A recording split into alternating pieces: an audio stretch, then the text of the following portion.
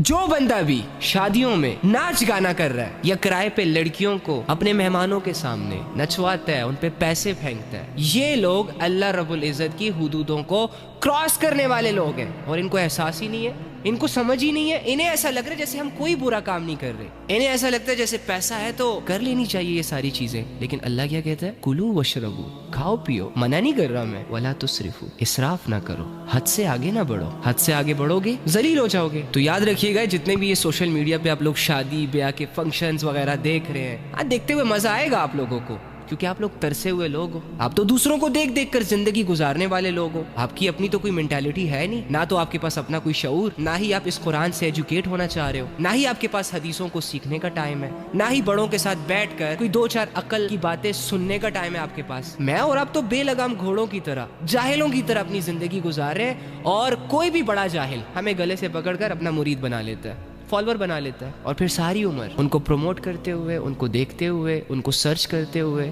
گزر جاتی ہے ہماری۔ اللہ رب العزت جو اس پوری دنیا کا مالک ہے، پوری دنیا کا خالق ہے، جس کے پاس جو ہے اس کا دیا ہوا ہے، یہ پیسے والے کہتے رہے کہ ہم نے بہت بڑا پیسہ کما لیا ہے۔ او بھائی، فرعون کو یوں ہی نہیں مینشن کر دیا اللہ رب العزت نے قرآن میں، اس کے پاس بھی بڑا پیسہ تھا۔ ایک قارون بھی گزرا ہے جس کے خزانوں کو، جس کی دولت کو اللہ نے قرآن میں مینشن کیا ہے، اور یہ اس لیے مینشن نہیں کیا کہ ان کی بڑی تعریفیں کی ہیں یا ان کے مال و دولت نے اللہ کو بڑا انسپائر کر دیا، بلکہ انسان کو انسان کی اوقات یاد دلانے کے لیے اور اوقات میں رہنے کے لیے یہ چیزیں مینشن ہوئی ہیں قرآن میں، تاکہ وہ اپنے آپ کو بھول نہ جائے کہ کہیں